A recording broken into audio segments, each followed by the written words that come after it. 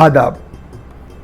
हमारे कई एपिसोड्स ऐसे हुए हैं कि जिनका मौजू या टॉपिक एक एपिसोड में ख़त्म नहीं हुआ और उसका एक सीक्वेंस या उसकी अगली किस्त भी आई है।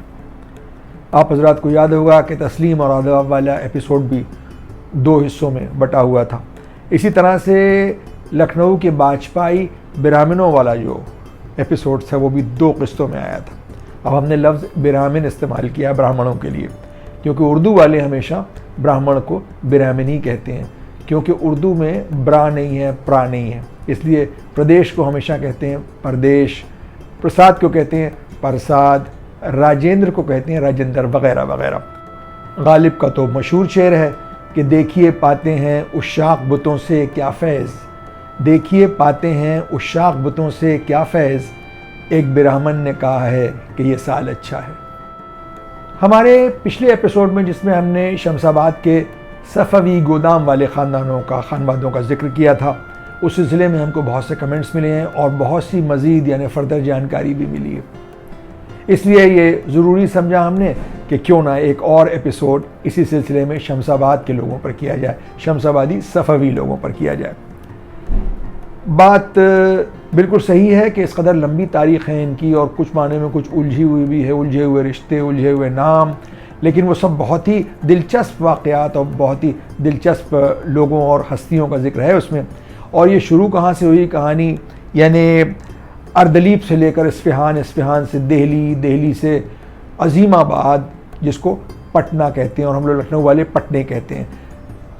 पटना का पुराना नाम कदीम वक्तों में प्राचीन काल में पाटलिपुत्र था, लेकिन मेडिवल इंडिया में उसको अज़ीमाबाद कहते थे। इसीलिए शाद अज़ीमाबादी बड़े मशहूर शायर हैं जिनकी गज़ल आपने सुनी होगी, आबिदा परवीन ने गाई है कि ढूंढोगे अगर मुल्कों मुल्कों मिलने के नहीं नायाब हैं हम, ढूंढोगे अगर मुल्कों मुल्कों मिलने के नहीं नायाब हैं हम, तारीख़ है ताबीर है जिसकी हसरत व गम, ऐ हम नफसों वो ख्वाब हैं। यूँ तो शाद अज़ीमाबाद साहब की इस गज़ल का एक एक शेर अगर मोतियों में तोला जाए तो भी कम है, लेकिन हमें जो हासिल गज़ल शेर लगता है वो ये है कि ए दर्द बता कुछ तू ही पता, ए दर्द बता कुछ तू ही पता, अब तक ये मुअम्मा हल न हुआ, हम में है दिले बेताब नेहा या आप दिले बेताब हैं हम।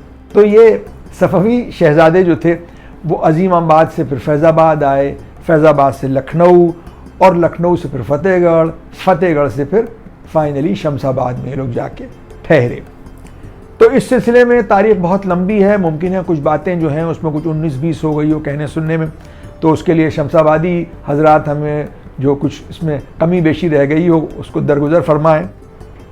ज़ाहिर है गोदाम के सफ़वी लोगों में एक से एक नामवर हस्तियाँ हुई हैं, सब के नाम लेना उस एपिसोड में मुमकिन नहीं थे, बहुत से नाम रह भी गए होंगे, लेकिन कमेंट्स में हमको एक नाम मिला नवाब फ़र्रुख हैदर साहब का, जिनका जिक्र हमने लखनऊ के अदबी जो सर्कल्स थे उसमें अक्सर सुना था, और ख़ुसूसन नए महल वाले मुहज़्ज़ब साहब, मुहज़्ज़ब लखनवी जो मशहूर मरसिया निगार और मरसिया ख़ा थे, उनके साहबजादे मुजर्रब लखनवी ने हमसे कहा कि आपने उनका जिक्र क्यों नहीं किया फ़र्रुख हैदर साहब को। ये फ़र्रुख हैदर साहब, नवाब फ़र्रुख हैदर साहब वही हैं कि जिनकी साहबजादी मुनव्वर जहाँ शमसाबाद की शादी गोलागंज वाले नवाब हैदर अली ख़ां शीश महल सादिक मंजिल वाले के छोटे बेटे यानी तहावुर अली ख़ां, नवाबज़ादा तहावुर अली ख़ां शीश महल से हुई थी।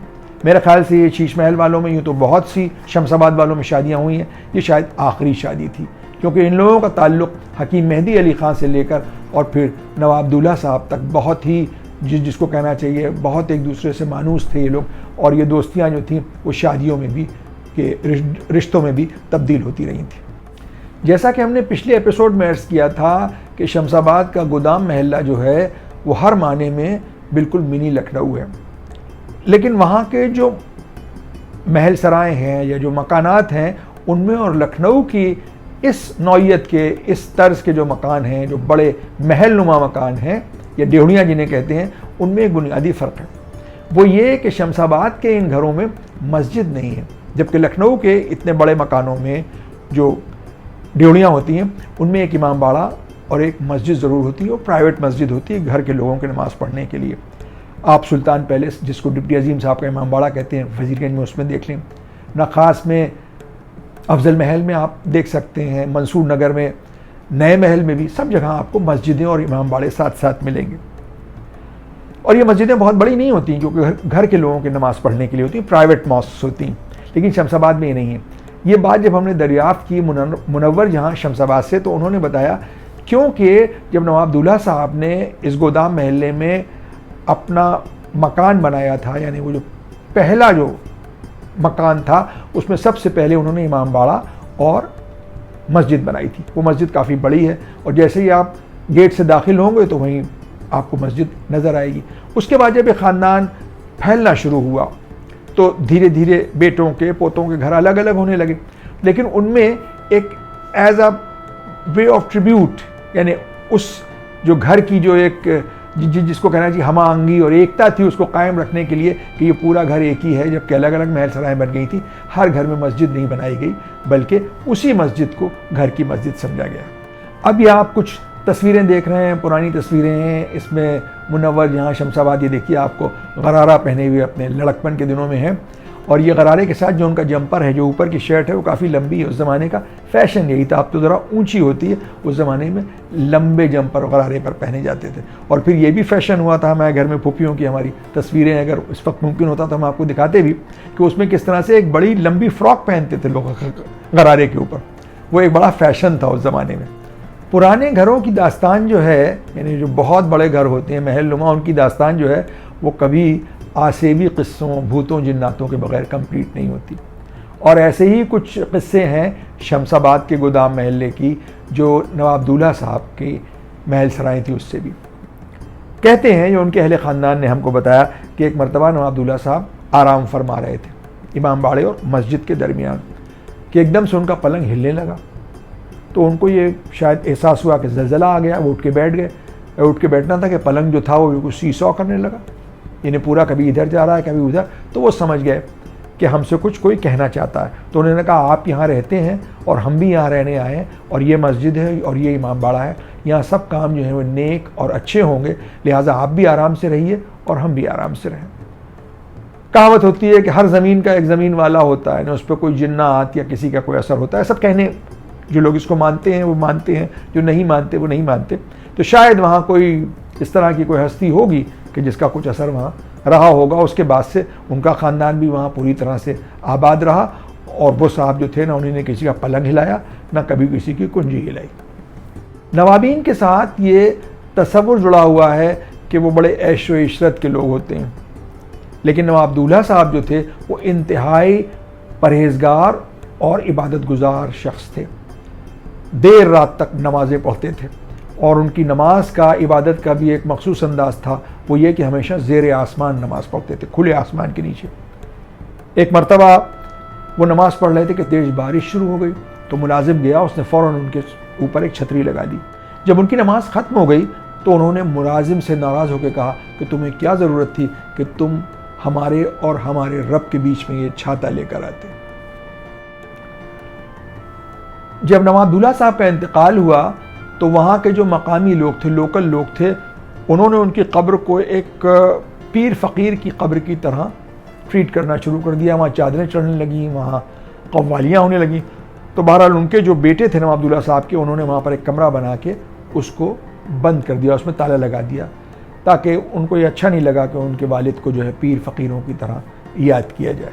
जैसा कि हमने पिछले एपिसोड में आपको बताया था कि जुबली कॉलेज लखनऊ के पास, यानी सेंट्रल लखनऊ में सिटी स्टेशन के पीछे जो 5 मीनारा मस्जिद है वो शमशाबाद वालों ने बनवाई थी। इसके अलावा एक बड़ी मस्जिद है मुसाहबगंज में, वो भी शमशाबाद वालों की बनाई हुई है, और उस मस्जिद में दफन है नवाब फजल अली ख़ान साहब के वालिद। और नवाब फजल अली ख़ान के जो भाई थे उनकी औलाद शमशाबाद नहीं गई थी, वो लोग यहीं रह गए थे, और उनमें अकबर हुसैन साहब, ग़ुलाम मेहदी साहब और उनके बेटे अली मेहदी, जो माशाल्लाह आज उस मस्जिद की देखभाल करते हैं, और जो रोज़ा है ताल कटोरी की करबला में, उसकी भी जो निगरानी है उस हिस्से की कि जहाँ पर नवाब फजल अली ख़ान साहब दफन है, उसकी निगरानी अली मेहदी ही करते हैं। मुसाहबगंज का ये ख़ानदान था जिसकी ज़िम्मेदारी ये थी कि वो नवाब फजल अली ख़ान की कब्र पर ताल कटोरे की करबला में सुबह और शाम की अजान दें, और वो लोग जाते थे और वहाँ अजान देते थे। पहले उनके वालिद देते थे, फिर उनके बेटे देते थे। उनके बेटे को तो हमने भी देखा था।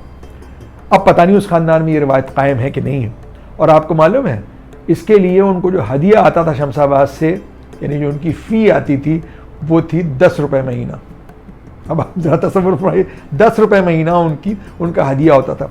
हदिया कहते हैं नेक कामों के लिए जो मेहनताना, ये जो फ़ी, जो चार्जेस दिए जाते हैं। अब जैसे मुहर्रम आ रहा है, अभी ताज़िए ख़रीदने लोग जाएंगे तो ये नहीं पूछते हैं कि इसकी कितनी कीमत है, पूछते हैं इसका हदिया क्या है। हदिया के माने ऑफरिंग होती है। बकरीद में बकरे ख़रीदने जब जाया करते थे, अब तो पता नहीं क्या ज़बान इस्तेमाल होती, तो हमेशा जो बेचता था बकरा उससे यही पूछते थे कि इसका हदिया क्या है, यानी इसकी कीमत क्या है। हदिया के माने होता है ऑफरिंग। चलते चलते शमशाबाद के हवाले से एक बहुत पुराना लतीफ़ा है। वो ये कि एक साहब आए एक टोकरा लेके और कहा कि शमशेर सिंह ने शमशाबाद से शरीफे भेजे हैं। शमशेर सिंह ने शमशाबाद से शरीफे भेजे हैं। तो सुनने वाले ने कहा कि कमबख्त नहीं तो शीन लगा दिया होता। तो कहने लगा और सरकार को सलाम भी कहा है। इजाज़त लेने से पहले वही गुजारिश कि आप हजरात इस चैनल को YouTube पर देखें तो ज़्यादा बेहतर होगा। अपने दोस्तों से भी इसको सब्सक्राइब करवाएं और अपने कमेंट्स हमें ज़रूर भेजें। अगले एपिसोड में कोशिश करेंगे कि कायस्तों के बारे में, क्योंकि फरमाइश हमसे बहुत दिनों से की जा रही है कि हम कायस्तों के बारे में एक एपिसोड तैयार करें। कोशिश करेंगे कि अगले एपिसोड में हम आपको कायस्त हजरात के बारे में कुछ गुजारिशात जो हैं वो पेश करें। अगले एपिसोड में आपसे फिर मुलाकात होगी, तब तक के लिए इजाज़त, आदाब।